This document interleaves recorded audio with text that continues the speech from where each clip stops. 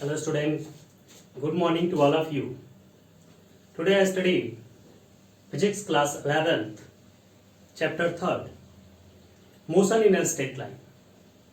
And unit है second, जिस unit का नाम है काइनेमेटिक्स और उसमें से हम लोग को पढ़ना है motion in a straight line. ठीक है, तो हम लोग को पढ़ना है काइनेमेटिक्स. काइनेमेटिक्स आपके यूनिट का नाम है, काइनेमेटिक्स पढ़ना है.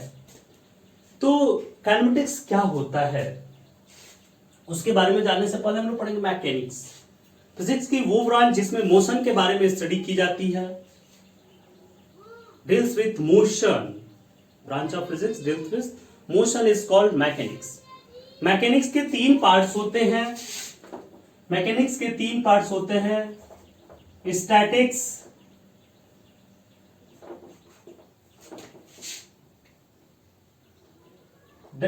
Kinematics and dynamics.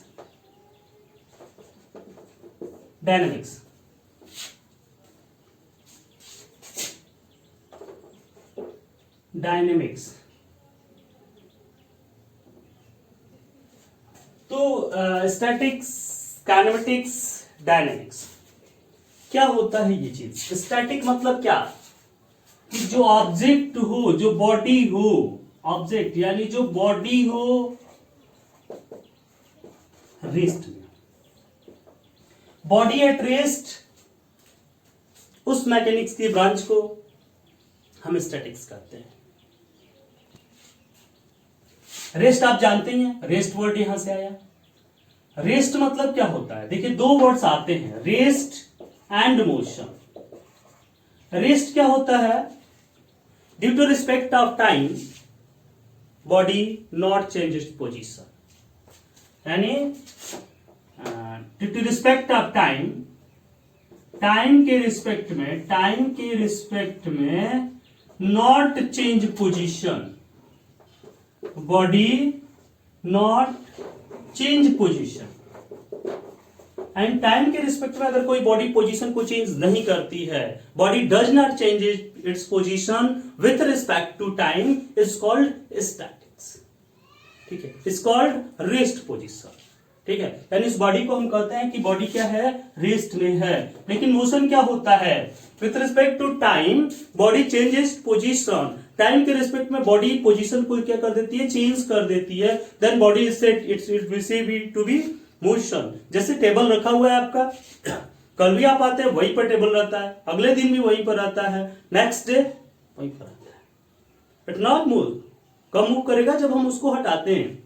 ठीक है, तो ये चीज हो गया, body will be motion and time के रिस्पेक्ट में अभी हम यहां पर हैं, अगले दिन बलिया पहुंच जाए. ठीक है, कुछ देर बाद. तो ये क्या है? टाइम के रिस्पेक्ट में हमारा पोजीशन चेंज हो रहा है, यानी हम किस में है? मोशन में हैं. तो ये चीजें हुई, तो ये दो चीजें समझ में आई. अब चलते हैं, मोशन में दो पार्ट्स हो जाते हैं, काइनेमेटिक्स और डायनेमिक्स. काइनेमेटिक्स क्या है? इसमें हम क्या करते हैं? Study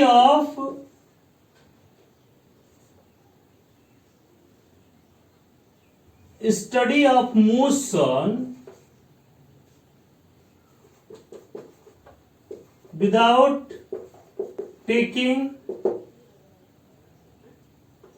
factor which cause it.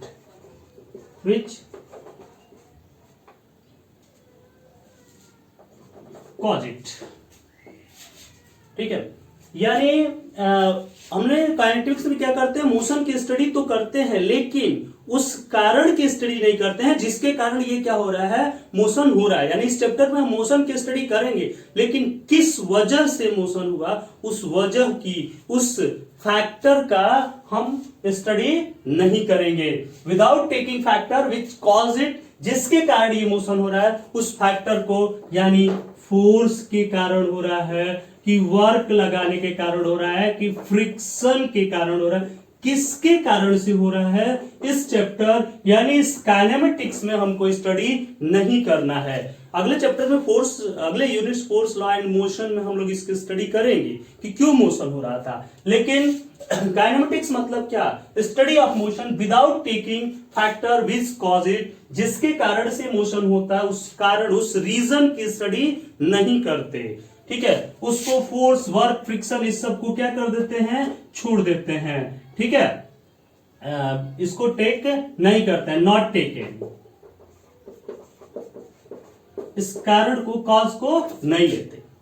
Dynamics में भी क्या करते हैं? स्टडी ऑफ मोशन, मोशन की स्टडी डायनेमिक्स में भी करते हैं।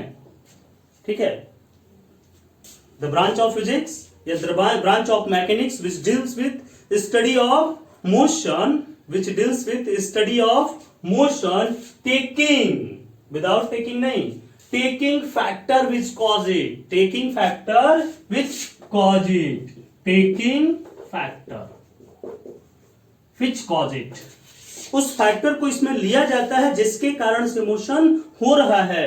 ठीक है, यानी फोर्स की, वर्क की, फ्रिक्शन, किस वजह से मोशन हो रहा है उस वजह को हम जानते हैं, उसके बारे में भी स्टडी करते हैं, तो उसको हम लोग क्या कहते हैं? डायनेमिक्स कहते हैं। तो समझ में आया? मोशन मैकेनिक्स की तीन branch, static, kinematics and dynamics.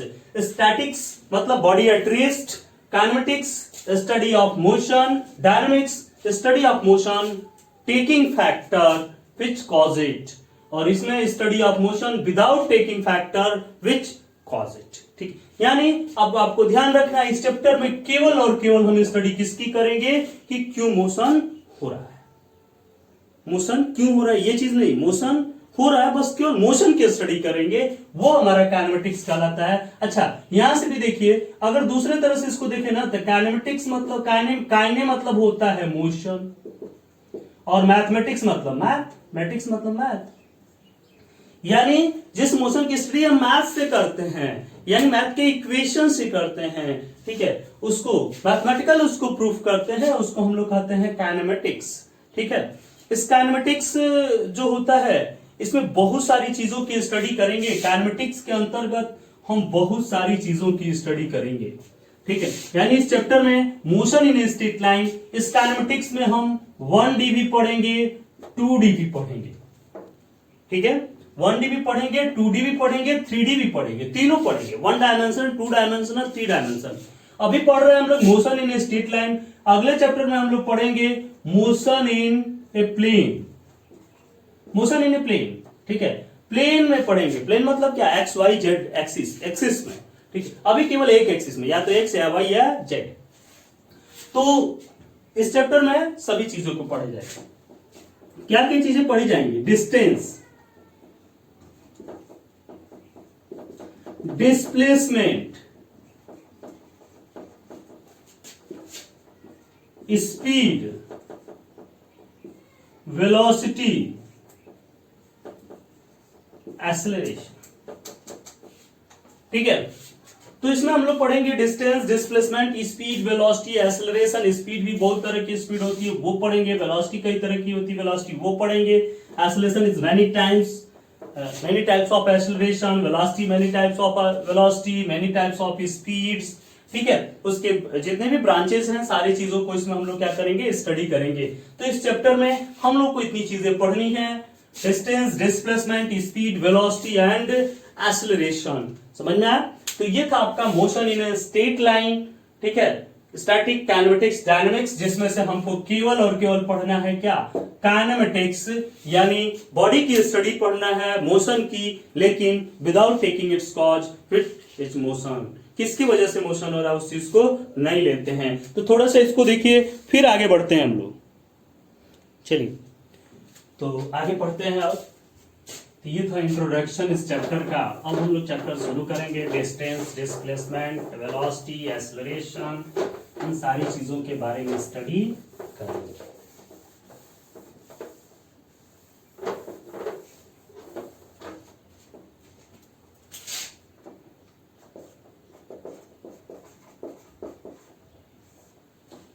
Distance, displacement, distance और डिस्प्लेसमेंट के बारे में हम लोग स्टडी करेंगे। होता क्या है डिस्टेंस? देखिए क्या होता है डिस्टेंस, जैसे मान लीजिए कि हम एक कदम आगे चलते हैं, एक कदम पीछे चले, इधर चले उधर चले, किधर भी चलते हैं, वो सभी क्या है, डिस्टेंस है। ठीक है, तो actual path covered is distance. Actual path covered, actual में हम कितना पाथ कवर्ड करते हैं, उस पाथ को क्या कहते हैं, डिस्टेंस कहते हैं। लेकिन डिस्प्लेसमेंट क्या होता है, डिस्प्लेसमेंट मतलब क्या, minimum distance between initial and final position is called displacement।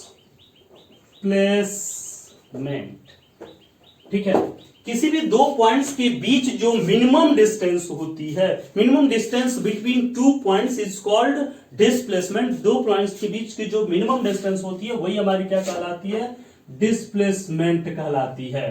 ठीक है, तो एक तरह से डिस्प्लेसमेंट भी क्या है, डिस्टेंस ही है, लेकिन दोनों पॉइंट्स के बीच मिनिमम डिस्टेंस मैंने लिखा है, minimum distance between initial and final, initial और फाइनल पोजीशन के बीच जो डिस्टेंस होती है, यानी जहां से चले थे वहां और जहां पर पहुंचे उसके बीच की जो मिनिमम सबसे कम से कम डिस्टेंस हो सकती है, वो हमारी क्या कहलाती है, डिस्प्लेसमेंट कहलाती है।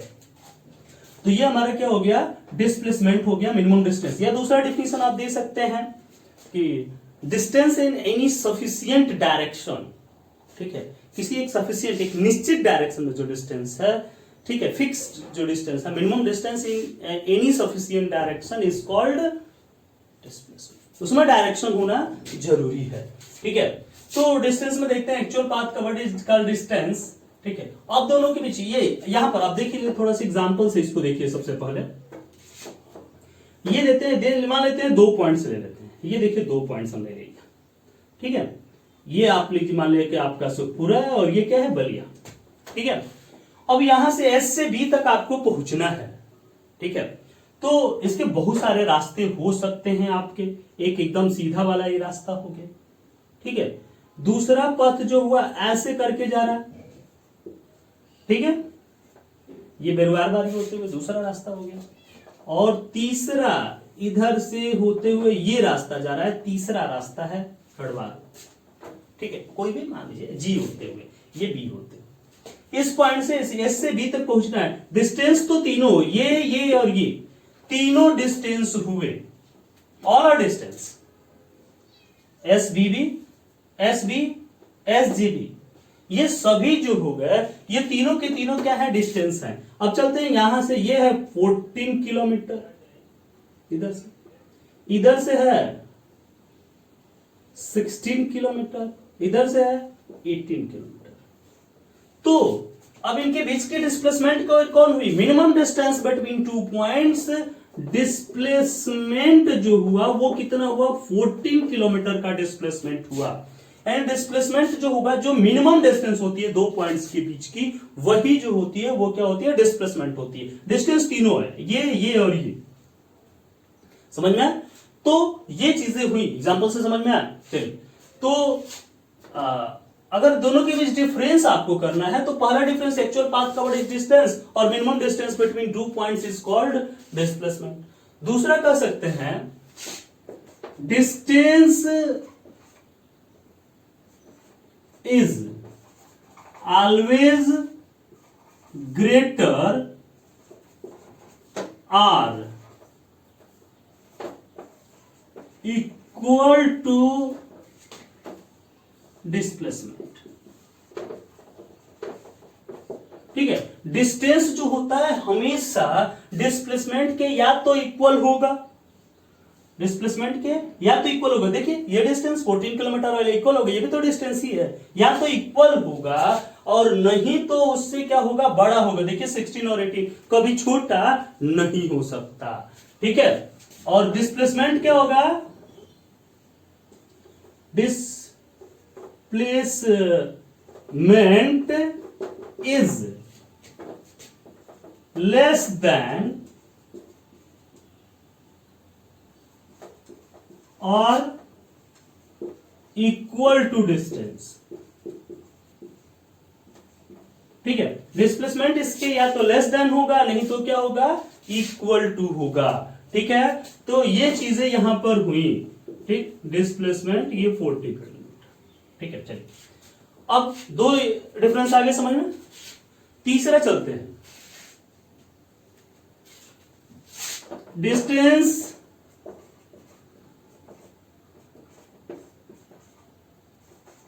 स्केलर क्वांटिटी है और डिस्प्लेसमेंट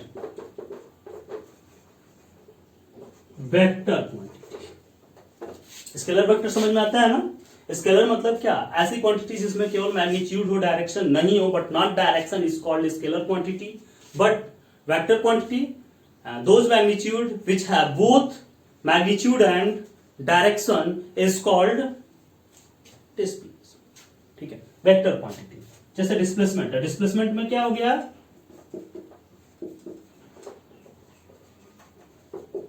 डिस्प्लेसमेंट में डायरेक्शन होता है, अभी बताया था, distance in any sufficient direction, किसी एक फिक्स डायरेक्शन में जो डिस्टेंस होता है वही क्या कहलाता है, डिस्प्लेसमेंट। यानी उसमें डायरेक्शन, इसमें डायरेक्शन नहीं है। This is scalar quantity, this is vector quantity. अगर आपसे कहा जाए 14 kilometre, this is distance. 14 kilometre क्या है, डिस्टेंस है। ठीक है, आपको अगर बोला जाए 14 किलोमीटर ट्रेवल, मतलब क्या, डिस्टेंस बताइए, 14 kilometre distance. But and 14 kilometre east direction, 14 kilometre in east, this is displacement. Distance displacement ये दोनों है, वो तो जो डिस्प्लेसमेंट होगा सभी डिस्प्लेसमेंट डिस्टेंस ही होते हैं। ठीक है, तो ये 14 kilometre in east direction is called displacement. इसमें direction is given, then it is called displacement. तो डिस्प्लेसमेंट मतलब क्या है, जिसमें डायरेक्शन भी हो, मैग्नीट्यूड भी हो। But scalar quantity is, distance is scalar quantity जिसमें only is magnitude not direction, जिसमें direction is not given, only magnitude is given, this is called distance, scalar quantities. Okay, चलिए, तो ये फर्स्ट डिफरेंस, सेकेंड डिफरेंस, ये third difference. चलिए एक और difference देखते हैं, fourth difference.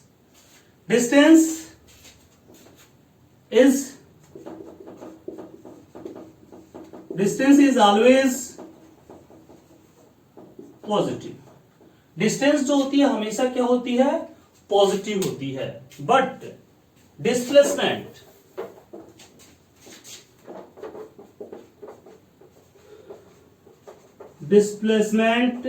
Is positive, negative और डिस्प्लेसमेंट पॉजिटिव भी हो सकता है, डिस्प्लेसमेंट इज पॉजिटिव, नेगेटिव और zero, but distance is always positive. किधर भी मूव करते हैं, चाहे आगे मूव करें या 1 किलोमीटर पीछे की तरफ चले जाए, 1 किलोमीटर आगे की तरफ चले जाए, हमने कितना मेजर किया, 1 किलोमीटर बैकवर्ड भी डिस्टेंस ही है, 1 kilometre backward distance, 1 kilometre forward distance. But displacement is positive, negative and zero. Positive का एग्जांपल यहां पर है 14 किलोमीटर। अब जीरो का देखिए एग्जांपल। जैसे मान लीजिए कि आप अपने होम से स्कूल आते हैं,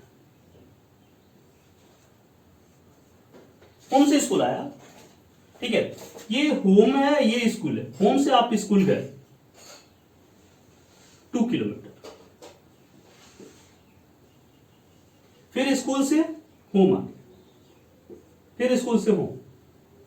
initial position home, final position home, initial position भी होम, फाइनल पोजीशन भी होम। तो होम से होम की डिस्टेंस कितनी, 0, it is displacement. So displacement is equal to 2 - 2 0, but distance 2 + 2 4, distance 2 + 2 4, displacement 2 - 2 0, 0 displacement हो गया। तो डिस्प्लेसमेंट 0 हो गया, क्योंकि इनिशियल पोजीशन भी आपका होम है, फाइनल पोजीशन भी होम है।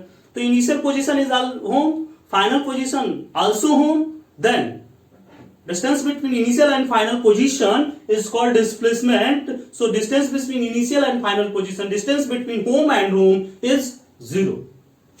ठीक है, तो डिस्टेंस इसके क्या हो गए, 0। अब चलते हैं नेगेटिव वाले पे। कि डिस्टेंस निगेटिव कैसे हो सकता है, डिस्प्लेसमेंट निगेटिव कैसे हो सकता है। चलिए आप मान लीजिए कि होम से स्कूल गए 3 किलोमीटर और लौटते वक्त भूल करके आप आगे 8 किलोमीटर डिस्टेंस पर आया, ठीक है।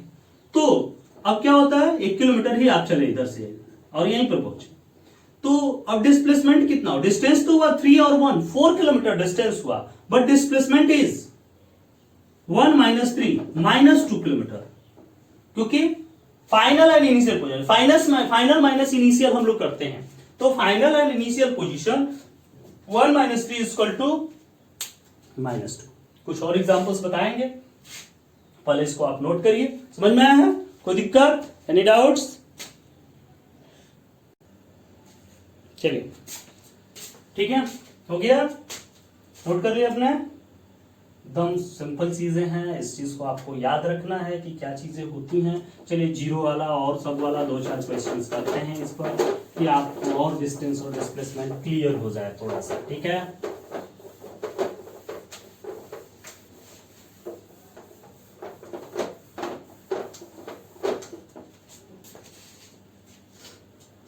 चलिए क्लास 9th में ये एग्जांपल्स आप पढ़े थे, बहुत सारे एग्जांपल क्लास 9th में पढ़े थे।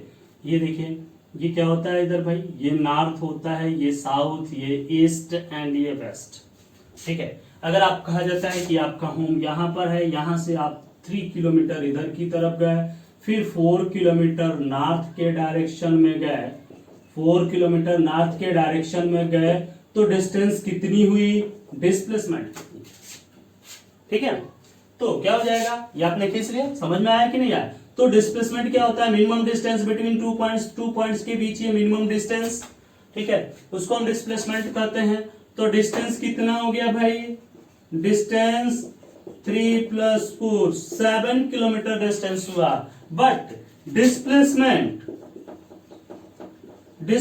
कितना हो गया, √3 का स्क्वायर प्लस 4 का स्क्वायर। ये देखिए पाइथागोरस थ्योरम, √3 का स्क्वायर प्लस 4 का स्क्वायर बन रहा है ना रेक्टेंगल। ये ट्रायंगल है, कैसा ट्रायंगल है, राइट एंगल ट्रायंगल, 90 डिग्री वाला है, ठीक है। राइट एंगल ट्रायंगल के लिए क्या होता है, पाइथागोरस थ्योरम लगता है, हाइपोटेन्यूज का स्क्वायर = बेस का स्क्वायर प्लस परपेंडिकुलर का स्क्वायर। ये क्या हो गया, √9 + 16 √25 5 किलोमीटर। तो क्या डिस्टेंस, डिस्प्लेसमेंट इज 5 किलोमीटर, बस डिस्टेंस इज 7 किलोमीटर, ठीक है। ये चीज आ गई। चलिए अगला देखते हैं। ये देखिए कोई पथ है, सर्कुलर ट्रैक, यहां से चलना शुरू करते हैं और फिर यहां पर पहुंच जाते हैं, ठीक है। इन 1 साइकिल, इसकी रेडियस जो है r है, इन 1 साइकिल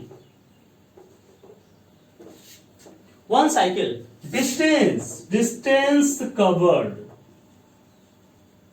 = 2πr, ठीक होता है डिस्टेंस में 2πr। सर्कम्फरेंस, डिस्टेंस कवर मतलब क्या, सर्कम्फरेंस, ठीक है, सर्कम्फरेंस। बट डिस्प्लेसमेंट कितना हो गया, 0। इनिशियल पोजीशन पॉइंट है, फाइनल पोजीशन पॉइंट है, इन 1 साइकिल कंप्लीट, जहां से कंप्लीट 1 साइकिल मतलब क्या, जहां से वो मूव किया वहीं पर फिर आ गया, ठीक है। तो इन 1 complete cycle displacement will be 0। और एग्जांपल देखिए, सेमी सर्कल ले लीजिए, ये देखिए सेमी सर्कल हम लेते हैं, ये आर रेडियस का सेमी सर्कल है, पॉइंट ए से बी तक ट्रेवल करने के लिए पूछ रहा है, ए टू बी के लिए क्यों देख रहा है, ठीक है। इस पर डिस्टेंस कितना हुआ, हाफ सेमी सर्कल यानी सेमी सर्कल है हाफ सर्कल, ठीक है, हाफ सर्कमफ्रेंस कितना हो गया, पाई × r। बट डिस्प्लेसमेंट, ये देखिए डिस्प्लेसमेंट कितना हुआ भाई, ये देखो r और ये क्या हुआ r, कितना, डिस्प्लेसमेंट = r + r = कितना, 2r। समझ में, ठीक है। तो ये आपका क्या हुआ, डिस्प्लेसमेंट हुआ। ऐसे करके हम लोग क्या कर सकते हैं, निकाल सकते हैं डिस्प्लेसमेंट। अच्छा, और कोई क्वेश्चन देखते हैं, इसको मिटा देते हैं। मिनट हो गया, चलो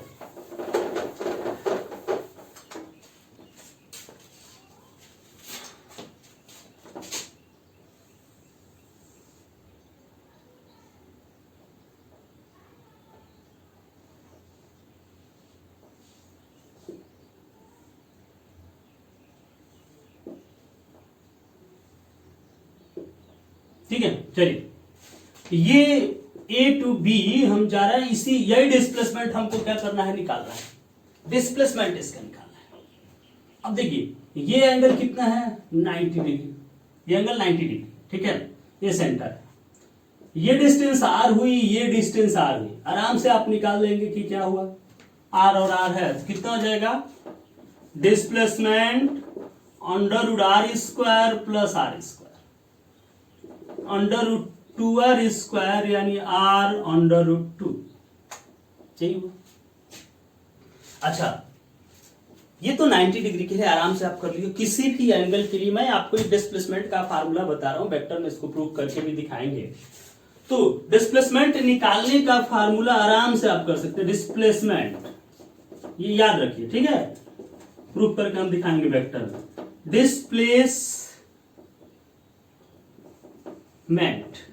displacement equal to 2r sin theta by 2, ठीक है, 2r sin थीटा बाई 2, इससे आराम से आप कोई भी डिस्प्लेसमेंट निकाल, चलिए यही निकालना था, देखिए तो 2r इंटू साइन 90 बाई 2 यानी 2r साइन 45 यानी 2r into 1 upon under root 2, under root 2 से 2 कैंसिल, क्या हो गया, r अंडर रूट 2, आया कि नहीं आया वही चीज, ठीक है। तो आराम से इस फार्मूले से आप निकाल सकते हैं, किसी भी 90 था तो आप आराम से पाइथागोरस थ्योरम लगा लिए, लेकिन अगर कोई दूसरा एंगल होता, मे बी इसी को इसके देखिए कि अगर मान लीजिए कि ये सेंटर था, ये यहां पर हुआ और ये यहां पर हुआ, ठीक है, चलिए अब ये 120 का एंगल बन गया, ये भी आर था, ये भी आर था, अब ये दो पॉइंट्स के बीच आपको डिस्टेंस निकालनी थी, फिर तो दिक्कत होगी कि नहीं होगी, अब सॉल्व करना पड़ेगा ना, ठीक है।